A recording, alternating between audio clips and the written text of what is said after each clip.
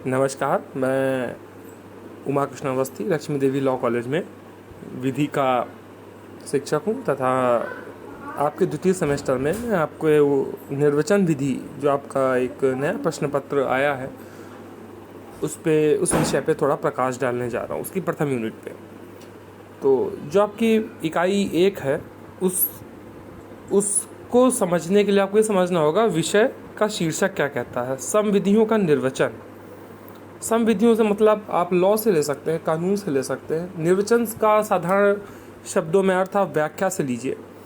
तो इसका अर्थ है कि हम कानून की व्याख्या कैसे कर सकते हैं, पर व्याख्या शब्द का उपयोग ना करके निर्वचन शब्द का प्रयोग किया गया है।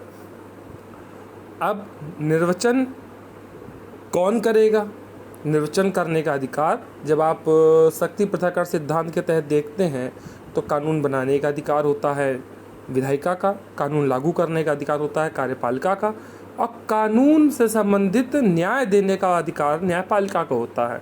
तो निर्वचन करने का विवेक सब लोग जानते हैं कि सिर्फ न्यायपालिका के माध्यम से ही निर्वचन संभव है। किसी कानून की व्याख्या कैसे संभव है? न्यायपालिका का यह प्राथमिक कार्य है। तो सबसे पहले हमको समझने के लिए निर्वचन, किस चीज़ का निर्वचन हो रहा है, उस पर थोड़ा प्रकाश डालते हैं। तो समविधियों का निर्वचन। अब संविधियाँ क्या होती हैं ये समझने के लिए हमें समझते हैं। आप सरल शब्दों में समझते हैं, भारत में बहुत सारी संविधि हैं। दंड संविधि हैं, जैसे कि भारतीय दंड संहिता, आपकी संविदा संविधि है, भारतीय संविदा अधिनियम। ऐसे बहुत सारे कानून हैं जो संसद द्वारा पास होते हैं। अब आप देखेंगे ब्लैक लॉ डिक्शनरी के अनुसार एक कानून एक विधायी अधिकार का औपचारिक लिखित अधिनियमित है जो किसी देश, राज्य, शहर या काउंट्री को नियंत्रित करता है। कानून एक राज्य द्वारा बनाई गई एक ऐसी प्रक्रिया है जो नागरिकों के समव्यवहार को नियंत्रित करता है। मतलब कैसे आप व्यापार करोगे, कैसे आप शादी करोगे, कैसे जीवन जियोगे, कैसे एक सभ्य नागरिक की तरह बर्ताव करोगे। भारतीय संविधान कानून शब्द को परिभाषित तो नहीं करता लेकिन उसका उपयोग करता है। अनुच्छेद 13(3) के का में भारत के कानून के क्षेत्र में होने वाले किसी भी अध्यादेश, आदेश, उप कानून, नियम, विनिमय, अधिसूचना, कस्टम का उपयोग शामिल है। अनुच्छेद 13 का में इस शब्द का उपयोग हो रहा है, कानून शब्द का। ठीक है, अब थोड़ा हम समझते हैं कि संविधियों कितने प्रकार की होती हैं। तो अवधि के आधार पे कुछ कानून होते हैं, जैसे अस्थायी कानून और स्थायी कानून। अस्थायी कानून कुछ समय के लिए बनता है, जैसे जमींदारी उन्मूलन अधिनियम। जैसे जमींदारी प्रथा का उन्मूलन हुआ, इस अधिनियम की कोई आवश्यकता नहीं रह गई। लेकिन कुछ कानून स्थायी बनते हैं, जैसे आपको बता रहे बार बार IPC, भारतीय दंड संहिता या हिंदू विवाह अधिनियम। सतत इनकी आवश्यकता रहती है, हमेशा इनमें संशोधन होता है, इनको और अच्छा किया जाता है और इनका प्रयोग किया जाता है। बहुत सारे हैं, संपत्ति नियंत्रण अधिनियम हुआ, भारतीय संविदा अधिनियम हुआ, भारतीय साक्ष्य अधिनियम हुआ। बहुत सारी चीज़ें हैं जिनकी हमको सतत आवश्यकता पड़ती है। ठीक है, और संचालन की प्रवृत्ति के आधार पर भी कुछ कानून होते हैं। कुछ कानून जो होते हैं जो भविष्य को लेकर बने होते हैं, जैसे कि आप देखते हैं भारत और अधिकतम विदेशों में ये होता कि भविष्य में हम लोग सांस्कृतिक तौर पर ये करेंगे, हम लोग परमाणु अप्रसार संधि करेंगे। तो भविष्य को नियंत्रित करते हुए कुछ कानून बनते हैं। कुछ कानून भूतकाल को नियंत्रित करते बनते हैं। अधिकतम कानून भविष्यदर्शी ही होते हैं कि आज से लागू होंगे तो भविष्य पर प्रभाव डालेंगे। जैसे मान लीजिए जुए को नियंत्रित करने के लिए आज से, या शराबबंदी आज से लागू होती है, तो वो कानून भविष्य पे असर डालेगा, ना कि भूतकाल पे। लेकिन कभी कभी भूतकाल को भी नियंत्रित करते हुए कुछ कानून बनते हैं। जैसे अभी आपने देखा था CAA, जो एक बिल पास हुआ था, जो भारत में पाकिस्तान, अफगानिस्तान, बांग्लादेश से हिंदुओं को नागरिकता प्रदान करता है। यानी कि वो भूतकाल में आए थे लेकिन उनकी नागरिक अधिकारों को वो अब प्रदान कर रहा है। तो भूतकाल को देखते हुए भी कुछ लोग कानून बनाते हैं जो भूतकाल पे, लेकिन ये बहुत ही नगण्य रूप से, बहुत ही नॉमिनल होते हैं। लगभग आप कह सकते हो कानून 90 से 98% जितने कानून बनते हैं वो सिर्फ भविष्य को देखते हुए बनते हैं। ठीक है, और वस्तु के संबंध में, वस्तु का मतलब हुआ कि एक संविधिक संहिता होती है। अब देखिए, आपके अपने विषय पढ़े हैं लॉ बेसिकली दो प्रकार के होते हैं, कानून जो हैं दो प्रकार के होते हैं, एक संहिताबद्ध होते हैं, एक असंहिताबद्ध होते हैं। संहिताबद्ध जिसको हम एक पुस्तक के रूप में एक क्रम में व्यवस्थित कर लेते हैं, जैसे भारतीय दंड संहिता, उसमें एक सेक्शन है, उसमें भाग है, उसको ऐसे बनाया गया है कि पढ़ने में आसानी रहे। शरीर के प्रति जो अपराध हैं उनको अलग व्यवस्थित किया गया है, वस्तु के प्रति अपराधों को अलग व्यवस्थित किया गया है। ऐसे ही आप भारतीय संविदा अधिनियम लेंगे, उसमें भी उसी हिसाब से, ताकि आपको अध्ययन करने में या किसी को भी पढ़ने में दिक्कत ना हो, इसलिए इस हिसाब से उसको व्यवस्थित किया गया, तो उसे संहिताबद्ध कहते हैं। असंहिताबद्ध जैसे लॉ ऑफ टॉर्ट आपने पढ़ा, सिद्धांतों का एक समूह होता है, प्रशासनिक विधि हुई, तो ऐसे कानूनों को असंहिताबद्ध कहते हैं। ठीक है, अब आप लोगों को लगभग समझ में आ रहा होगा कानून जो है उसे किस चीज का निर्वचन करने की बात हो रही है।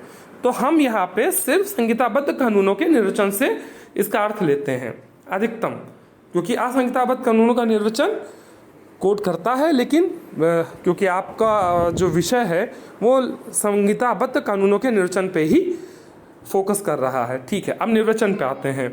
निर्वचन की परिभाषा, कानून का निर्वचन शब्द का अर्थ है कानून की समझ। देखिए बहुत साधारण सी बात है, कानून की समझ सबसे अच्छी किसकी होगी भारत में? न्यायपालिका के न्यायाधीश की।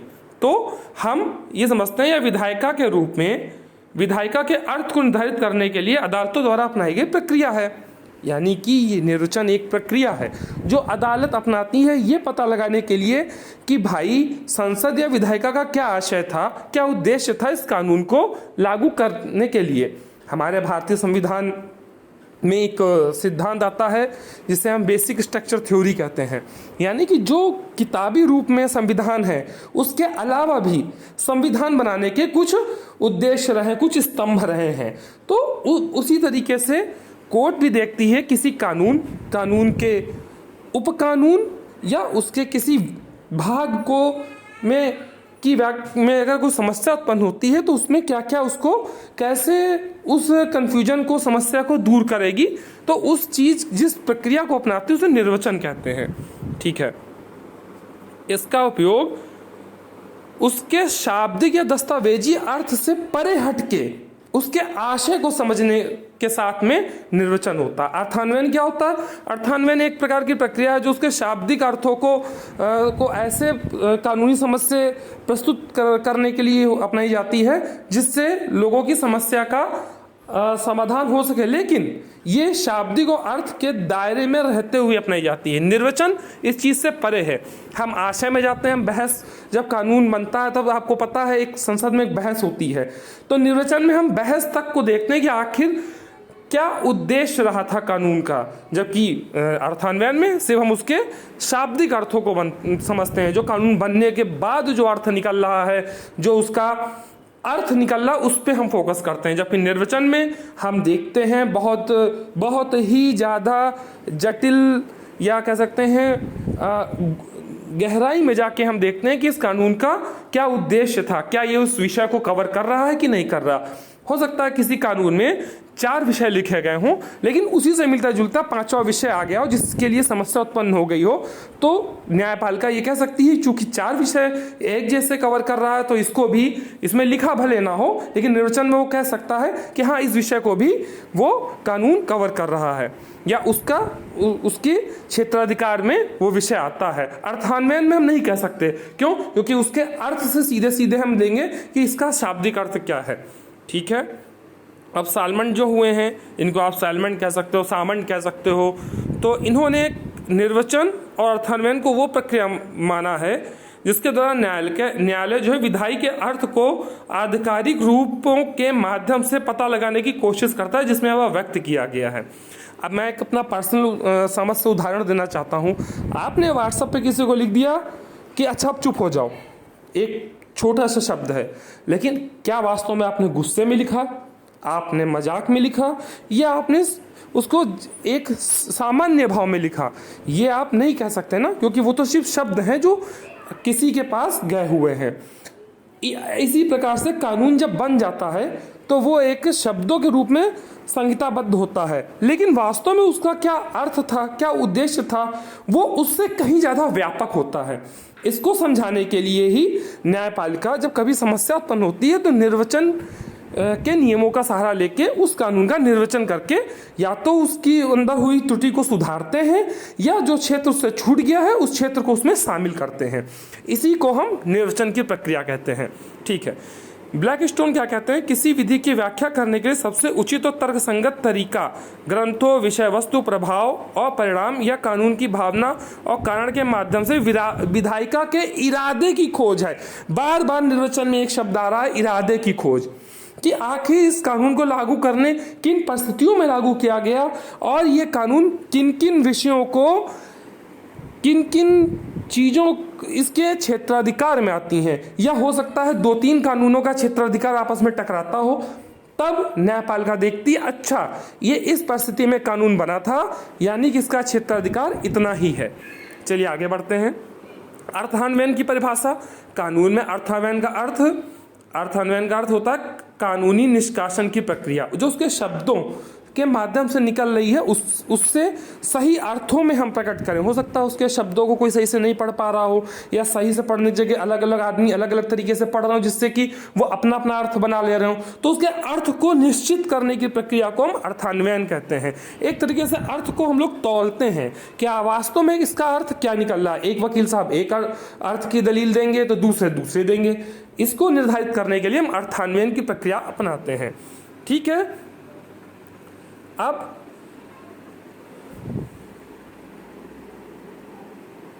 दोनों शब्दों के बीच थोड़ा सा अंतर होता है। अर्थान्वयन क्या होता है, निर्वचन क्या होता है। कोलेई के अनुसार व्याख्या किसी भी रूप में शब्दों की सही समझ का पता लगाने, दूसरों को उनसे ड्राइव करने के लिए सक्षम करने की कला है। ड्राइव का मतलब जोड़ने की, संयोजन करने की कला है,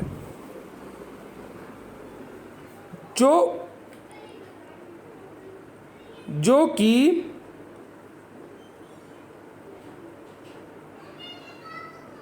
लेखक जो है जिसने उस कानून को बनाया है उसके आशय को स्पष्ट करता है। जबकि अर्थान्वयन जो है वो साधारण सी प्रक्रिया है जो कि अगर उसके शाब्दिक अर्थों में कुछ अस्पष्टता है तो उसको दूर करने के लिए अपनाई जाती है। आगे बढ़ते हैं। कुछ अंतर होते हैं निर्वचन और अर्थान्वयन के बीच। प्रमुख अंतर क्या होते हैं। कानून के प्रावधानों में शब्दों और सच्चे अर्थों को समझना व्याख्या कहलाता है। अर्थान्वयन निष्कर्ष के रूप में वर्णित किया जाता है कि आखिर इस कानून का क्या अर्थ निकल रहा है और उससे क्या क्या निष्कर्ष निकल रहा है। सिर्फ हम उतना ही पता लगाते हैं कि वास्तव में इसका अर्थ इतना ही लग रहा है, इतना ही निश्चित दायरा है। लेकिन निर्वचन ये बताता है कि इसका दायरा कहीं ज़्यादा बड़ा है, यानी कि जो अर्थ निकल रहा है उससे ज़्यादा व्यापक जो कानून की व्यापकता है उसको निर्वचन विधि पूर्ण करती है। ठीक है, आगे बढ़ते हैं। व्याख्या से कोई भी शब्द के किसी भी रूप की सही भावना का पता लगाते हैं, इंटेंशन का पता लगाते हैं।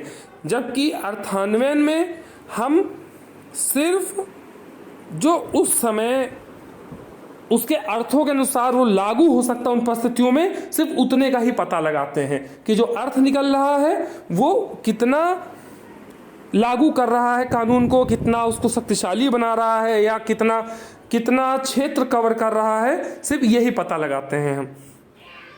आगे बढ़ते हैं। व्याख्या कानूनी पाठ के भाषाई अर्थ को सक्षम करती है। अब समझिएगा, जो हम अर्थ निकालते हैं उसको और भी वैल्यूएबल, उसको और भी पावरफुल निर्वचन बनाता है कि अब इस कानून के अंतर्गत ये नया विषय भी शामिल है। इस कानून के अंतर्गत हम इस विषय में न्याय कर सकते हैं कि नहीं कर सकते हैं, क्या ये मेरे क्षेत्राधिकार में है, या ये कानून जो है इसका उपयोगिता है कि वर्तमान समय में इस कानून की उपयोगिता खत्म हो गई। इसको सक्षम करने के लिए ही न्यायपालिका निर्वचन विधि का सहारा लेता है। ठीक है, अब आपको व्याख्या और अर्थान्वयन में थोड़ा सा अंतर पता चल रहा होगा। हम अब चूंकि ये टॉपिक खत्म हुआ तो मैं एक लास्ट सेंटेंस में इसको खत्म करना चाहूँगा। निर्वचन को हम कह सकते हैं एक व्यापक व्याख्या और अर्थान्वयन को कह सकते हैं जो उसका शाब्दिक अर्थ है।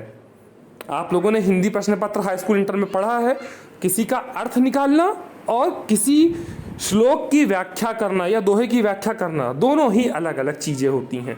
उसी प्रकार यहाँ पे भी आप अर्थान्वयन और निर्वचन को समझ सकते हैं। ठीक है, अब हम आगे बढ़ते हैं। निर्वचन के आंतरिक सहायक। आंतरिक सहायक से आप क्या समझते हैं? आंतरिक सहायक से मतलब हुआ, देखिए, निर्वचन का मतलब हुआ कि जज को अगर किसी कोई कानून में समस्या है तो वो उसको अंदरूनी उसके भागों की सहायता से कैसे सही प्रेजेंट कर सकता है। वो अपनी व्याख्या करने में कानून के जो आंतरिक चीजें हैं, आपने कोई कानून देखा है, बेयर एक्ट होते हैं, बेयर एक्ट को खोलिए तो आपको पता चल जाएगा एक कानून का, जैसे भारतीय संविदा अधिनियम एक कानून है, तो इसके कुछ आंतरिक सहायक होते हैं जो खुद उस कानून के अंदर मौजूद होते हैं। वो क्या क्या होते हैं ये मैं बताने जा रहा हूं, जिसका कि न्यायपालिका के जज जो हैं या न्यायाधीश हैं वो उपयोग करते हैं।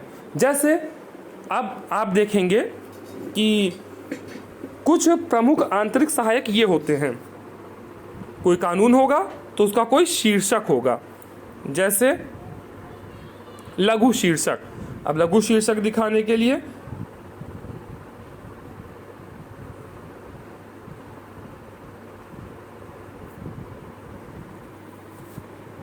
जैसे सिविल प्रक्रिया संहिता, ये इसका लघु शीर्षक है। आप देख रहे हैं कि ये एक कानून है और इसका ये लघु शीर्षक है। ठीक है,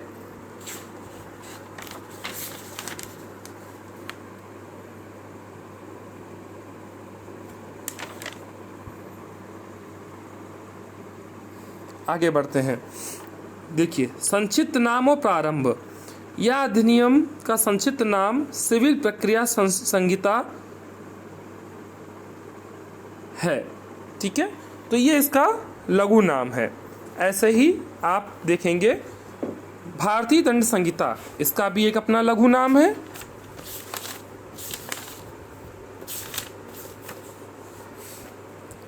यह अधिनियम भारतीय दंड संहिता कहलाएगा। ठीक है, तो किसी भी कानून को एक नाम देना होता है जिससे हम लोग डिस्कस कर सकें कि वो कानून क्या है। इसी प्रकार दीर्घ नाम, लंबा शीर्षक। लंबे शीर्षक का उल्लेख कुछ ही कानूनों में किया जाता है।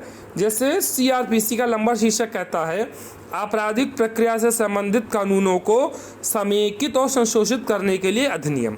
यानी कि जितनी भी आपराधिक प्रक्रिया संहिता से मतलब हुआ कि अपराध के लिए जो न्याय करने के लिए जो हम प्रक्रिया अपनाते हैं, जितना भी एफआईआर दर्ज होने से लेके सजा दिलाने तक की जो प्रक्रिया है, उसको एक इस कानून में व्यवस्थित किया गया है। इसके दीर्घ शीर्षक से आपको पता चल रहा होगा।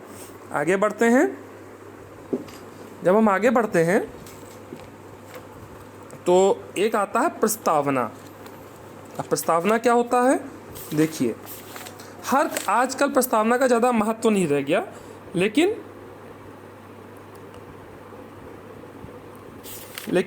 प्रस्तावना आपने संविधान में भी पढ़ा होगा। संविधान की भी अपनी एक प्रस्तावना है, लेकिन आजकल शुरुआत में दी होती है। जैसे देखिए, जिसको हम उद्देशिका भी कहते हैं।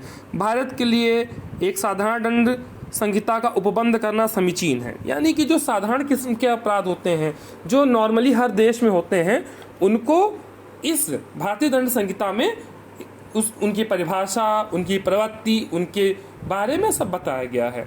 ठीक है, तो ये हो गई प्रस्तावना। आंतरिक सहायक, शीर्षक, दीर्घ शीर्षक, प्रस्तावना। सीमांत नोट। सीमांत नोट का अर्थ हुआ कि हमने कानून के संबंधित, ये देखिए, कब अमेंडमेंट हुआ, कब क्या हुआ, उसको नीचे लिख रखा है। इसे सीमांत नोट। ये कानून का भाग नहीं होता। इसको जो ड्राफ्टर है, जो इसको छाप रहे हैं, जो इसको बेच रहे हैं एक पुस्तक के रूप में, वो अलग से सुविधा के हिसाब से दे देते हैं, ताकि हमको पढ़ने में सुविधा रहे कि आखिर कब ये चीज़ इसमें आई है। ठीक है, इसके आगे बढ़ते हैं हम। सीमांत नोट के आगे तो एक होता है शीर्षक या हेडिंग। अच्छा, देखिए, आपको समझाते हैं कि हाँ, शीर्षक का अर्थ हुआ कि हमारे धारा 1, 2, 3, 4, 5, 6, 7, 8, 9, 10, 11, 12 जो जितने भी एक कानून में होती हैं, उस हर एक कानून का एक शीर्षक होता है। ये देखिए सब शीर्षक लिखे हुए हैं। धारा 1 का शीर्षक है संक्षिप्त नाम उसके प्रवर्तन का विस्तार। धारा 7 का है एक बार स्पष्टीकृत पद का अभाव। धारा 14 का शीर्षक क्या है? सरकार का सेवक। धारा जो 24 है उसका शीर्षक है बेईमानी से, और 25 है कपटपूर्वक। तो ये शीर्षक होते हैं। इसी प्रकार हम आपको उदाहरण के तौर पे दिखा रहे हैं। धारा 300 हत्या। अब देखिए धारा 300 का शीर्षक क्या है? हत्या, छोटा सा है। धारा 300 उसका शीर्षक क्या है? हत्या। ठीक है, ओके, आपको शीर्षक समझ में आ गया होगा। आगे बढ़ते हैं। अगला जो है उसे हम कहते हैं व्याख्या खंड। अब देखिए धारा 300 का व्याख्या खंड क्या कहता है? एतस्मिन पश्चात अपवादित दशाओं को छोड़कर आपराधिक मानववध हत्या है यदि वह कार्य जिसके द्वारा मृत्यु कारित की गई मृत्यु कारित करने के आशय से किया गया हो, अथवा यानी कि यहाँ से लेकर एतस्मिन से लेकर और पूरा आप यहाँ तक चले आइए, चौथा जो लिखा है ये सब इसका व्याख्या खंड है। यानी कि जो ये आपको जो टाइटल दिया है, जो शीर्षक दिया है, उसके अंतर्गत उस शीर्षक को ये बता रहा है कि ये जो है इस शीर्षक के बारे में विषय पे प्रकाश डाल रहा है। इधर इंग्लिश में भी है, ये धारा 300 मॉडल लिखा है, और इसका जो आपका पूरा व्याख्या खंड है वो आपका यहाँ तक आ रहा है, जहाँ तक दृष्टांत नहीं आ रहा है। ठीक है, इसके आगे बढ़ते हैं हम। तो व्याख्या खंड के आगे आप देखेंगे दृष्टांत आएगा। देखिए इल्यूस्ट्रेशन ये लिखा हिंदी में दृष्टांत। दृष्टांत का मतलब हुआ कि जैसे हम लोग हाई स्कूल इंटर में पढ़ते थे, एक्स ने वाई को 100 रुपए दिए, इस तरीके से यहाँ भी कानून को थोड़ा सरल बनाने के उद्देश्य से उदाहरण दिया गया है। जैसे देखिए आपको समझ में आ जाएगा, जो ये पूरी व्याख्या खंड दिया है इसको उदाहरण के माध्यम से समझाने का प्रयास किया गया। दृष्टांत का है या को मार डालने के आशय से का उस पर गोली चलाता है, परिणाम स्वरूप या मर जाता है, का हत्या करता है। अब इस घटना के माध्यम से आप जान जाएंगे हत्या किसे कह रहे हैं। ठीक है, दृष्टांत आपको समझ में आ गया।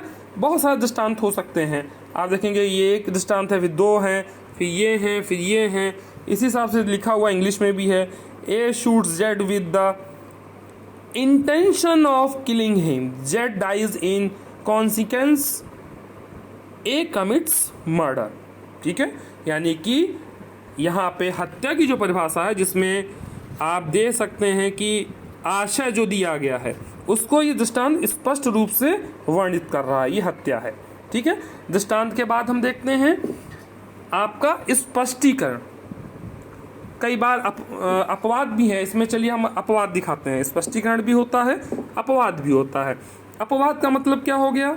अपवाद का मतलब हो गया जो चीज इस विषयों के अंतर्गत आते हुए भी कहीं ना कहीं अपवाद है, तो कहीं परिस्थितियों में, जैसे आपराधिक मानववध कब हत्या नहीं है।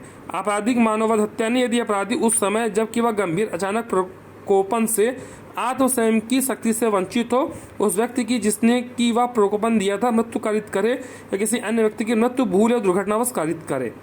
ठीक है, आप लोगों ने मूवी देखी हुई है, इस मूवी का नाम था रुस्तम। उसमें इसी विषय पे पूरी कानूनी प्रक्रिया है कि अचानक से गुस्सा आया, उसने अपने आत्म बचाव में गोली चलाई, दूसरे व्यक्ति ने गुस्सा दिलाया, तो वो आपराधिक मानववध हत्या नहीं है। हाँ, लेकिन आपराधिक मानववध रहेगा। ठीक है, धारा 299 के तहत अपराध तो है, लेकिन वो थोड़ा मानव हत्या नहीं माना जाएगा। ठीक है, अब एक आता है परंतुक। परंतुक को हम प्रोविसो भी कहते हैं। ठीक है, लेकिन इस अपवाद में भी कुछ परंतुक लगे हैं, जैसे कि प्रकोपन किसी व्यक्ति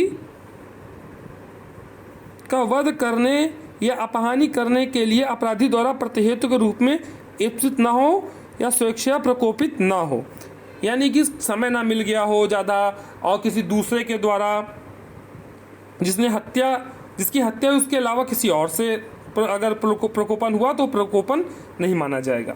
ठीक है, स्पष्टीकरण देखिए थोड़ा विषय जटिल है तो इसका स्पष्टीकरण भी दिया। प्रकोपन इतना गंभीर और अचानक था या नहीं कि अपराध को हत्या की कोटि में जाने से बचा दे, यह तथ्य का प्रश्न है। बहुत सही चीज़ लिखी है। आपने रुस्तम पिक्चर में देखा है कि न्यायपालिका जो है उसमें फैसला दे देती है कि नहीं, उसमें रुस्तम जो है बेगुनाह थे, पर वास्तव में जब इस केस को का असली नाम KM Nanavati versus state of Maharashtra को हम अध्ययन करते हैं तो पता चलता है कि उनके पास मतलब भर का समय होता है। वो पिक्चर देखते हैं, फिर वहाँ से रेस्टोरेंट से घर आते हैं, फिर उनके ऑफिस जाते हैं, फिर हत्या करते हैं। तो ये देखिए अचानक, तो अचानक वाले फैक्ट पे वो मात खा जाते हैं और न्यायपालिका उनको दोषी करार देती है। ठीक है, चलिए हम आगे बढ़ते हैं। स्पष्टीकरण हो गया। विराम, आपको यहाँ पे दृष्टांत है, उसके आगे देखिए विराम लगा है। कई जगहों पे इन्हीं छोटी छोटी बातों का बहुत ही महत्व हो जाता है। जब आप जैसे ये देखिए, ये आशय को हाईलाइट कर रहे हैं इन्वर्टेड कॉमा में। ठीक है, तो ये सब चीज़ें भी महत्वपूर्ण है कि किस चीज़ की परिभाषा है, कौन सी चीज़ हेडिंग है। तो विराम चिन्ह भी बताता है कि ये इसकी परिभाषा यहाँ सीमित होती है। हत्या के लिए दंड, ये विराम चिन्ह लगा, जो कोई हत्या करेगा वह मृत्यु या जीवन कारावास से दंडित किया जाएगा और जुर्माने से भी दंड नहीं होगा। ये विराम लग गया, यानी कि हत्या के लिए दंड यहाँ तक सीमित है। ठीक है, अब आप आगे बढ़ेंगे तो आपको बहुत सी चीज़ें हैं, जैसे कि अब अनुसूचियाँ। अब देखिए इसके अलावा भी कानून में, इनके अलावा भी अलग अलग, ये तो प्रमुख चीज़ें हैं। अब जैसे सिविल प्रक्रिया संहिता है, इसमें आप देखेंगे इसमें काफ़ी अनुसूचियाँ पीछे हैं, इसमें प्रारूप हैं पीछे। देखिए दस्तावेज को स्वीकार करने के लिए सूचना, ये प्रारूप दिया हुआ है। प्रारूप भी, जो ये प्रारूप है ये भी एक कानून का अंग है। ठीक है, इसी प्रकार अनुसूचियां भी होती हैं। भारतीय संविधान में आप सबको पढ़ाया गया है कि 22 भाग हैं तथा 12 अनुसूचियां हैं। तो अनुसूचियां किसी चीज को लिस्ट बनाने को अनुसूची कहते हैं। जैसे हम लोग कहते हैं SC शेड्यूल कास्ट, यानी कि एक जातियों को एक क्रमबद्ध तरीके से लगा दिया गया तो उसे हम शेड्यूल कास्ट कहते हैं। इसी प्रकार से राज्य सूची, संघ सूची और संवर्ती सूची ये होती हैं, ताकि हम ये बता सकें कि कौन सा ऐसे विषय है जिस पे केंद्र कानून बनाएगा, कौन से ऐसे विषय हैं जिन पे कानून बनाएगा राज्य सरकार, और कौन से विषय हैं जिन पे कानून बनाने का अधिकार रखते हैं दोनों लोग। तो इसको केंद्र सूची, राज्य सूची और संवर्ती सूची के माध्यम से थोड़ा सरलता से हम लोग समझ सकते हैं, ताकि विवाद ना हो। कानून बनाए इसलिए जाते हैं ताकि ये स्पष्ट और निश्चित हो। ठीक है, आगे बढ़ते हैं। आपको आंतरिक सहायक पता चल गए होंगे। अब इसका मतलब क्या हुआ, अब कोई व्याख्या खंड है, उसमें कुछ गड़बड़ है, उन्होंने व्याख्या की, और कोई कल को कोई समस्या आ रही है तो न्यायपालिका के जो जज हैं वो कह देंगे भैया दृष्टांत देखो, इस तरीके के जो अपराध हैं दृष्टांत में तो लिखे हुए हैं, यानी ये अपराध जो हैं इस सेक्शन के अंतर्गत आ रहा है, इस प्रावधान के अंतर्गत आ रहा है।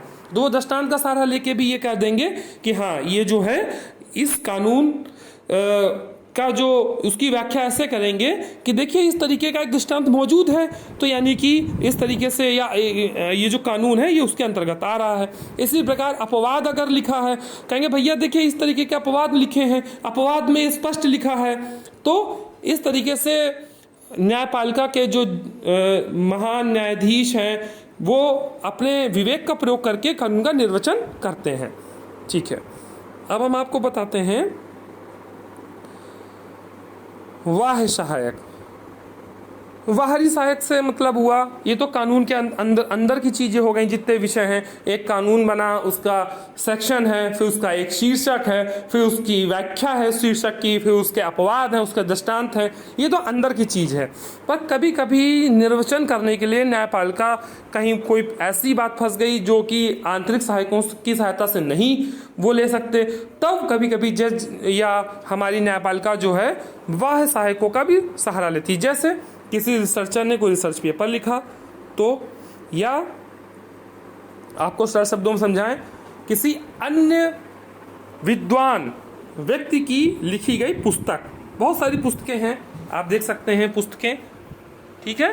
तो पुस्तकों के माध्यम से भी जो विद्वानों ने अपने अर्थ लिखे हैं उसके सहायता लेकर भी वो कानून को का निर्वचन कर सकते हैं। कि देखिए दूसरी चीज क्या हो गई जाएगी, लीगल डिक्शनरी। किसी शब्द की परिभाषा अगर गलत हो रही है तो हम लीगल डिक्शनरी या नॉर्मल डिक्शनरी के से भी उस शब्द के अर्थों को स्पष्ट करते हैं।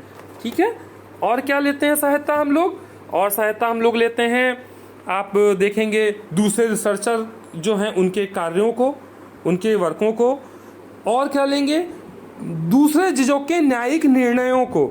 आप देखते हैं दूसरे जज जो हैं वो न्यायिक निर्णय लिखते हैं कुछ, तो उनकी भी सहायता आप देखेंगे। एक जज जब कोई जजमेंट देता है तो उस बहुत काफ़ी बड़ा होता है, उसमें दूसरे जजों के जो निर्णय किए गए हैं उन निर्णयों की कुछ महत्वपूर्ण वो कह सकते हैं कुछ पैराग्राफ्स को वो बाकायदा लिख के बताते हैं। वो अपने निर्णय को एक कहते हैं मजबूत आधार प्रदान करते हैं।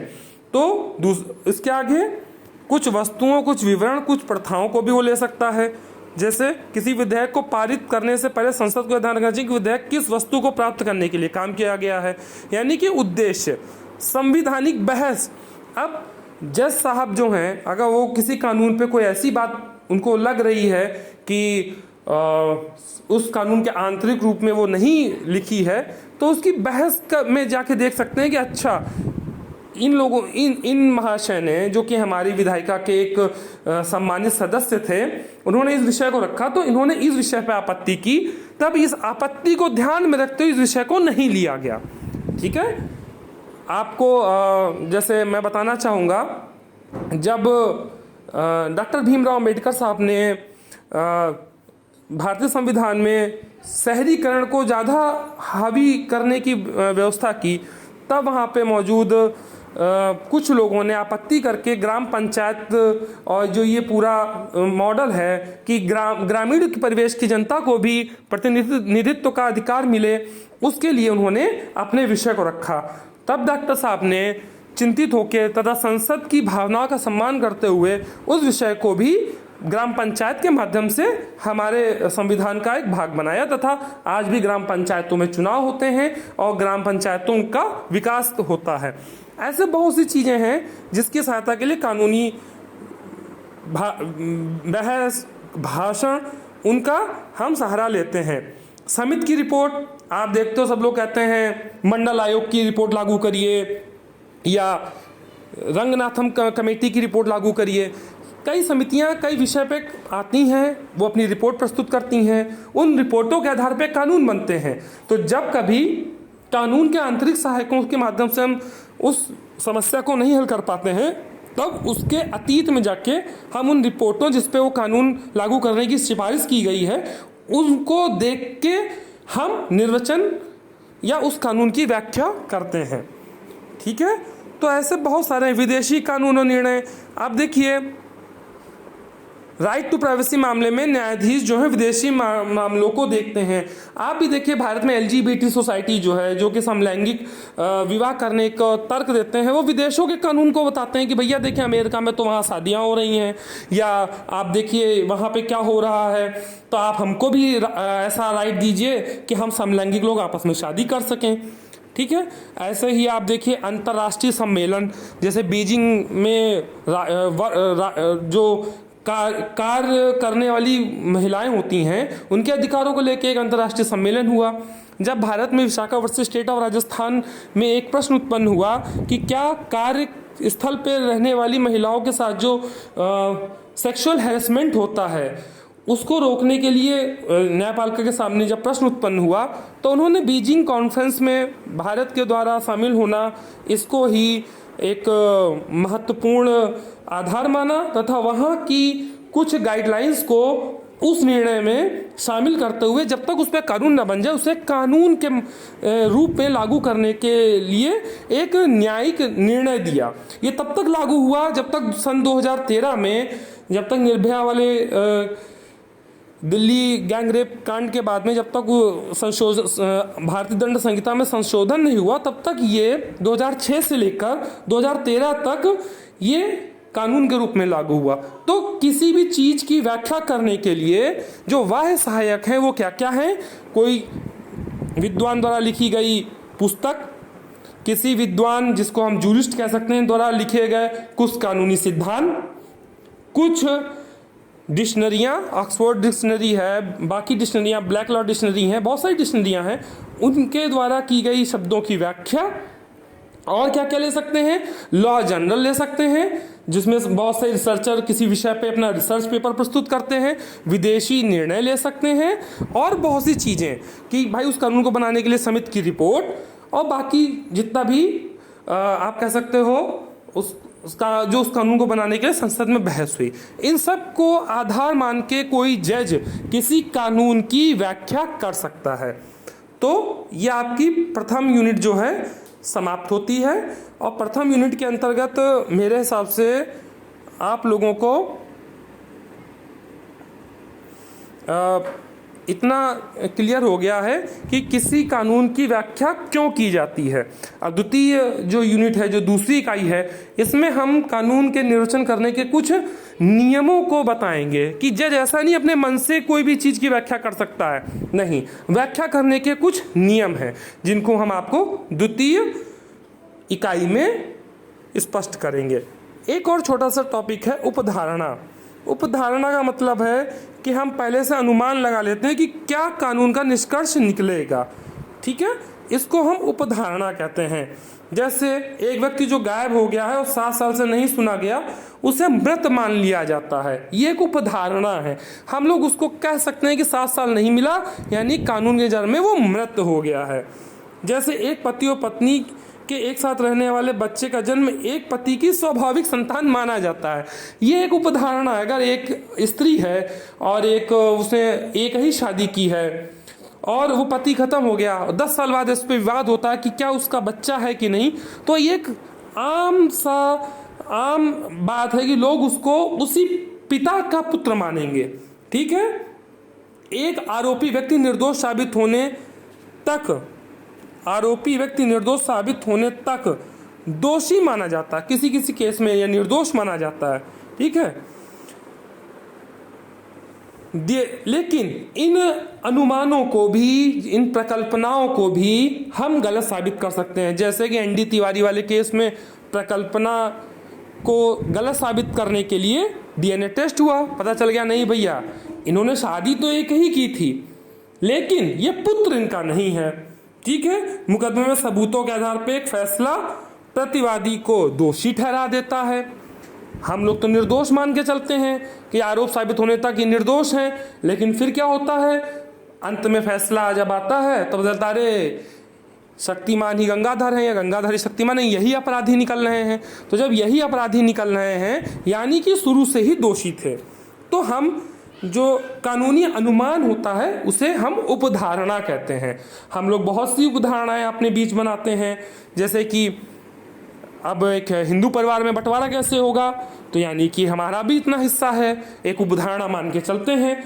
लेकिन उपधारणा कैसे टूटती है, 4 भाई हैं, चारों भाइयों ने सोचा कि हमारे 40 बीघा जमीन है तो 10-10 बीघा सबको मिलेगी, लेकिन अचानक से पिता ने जमीन बेच दी, उपधारणा गलत हो गई।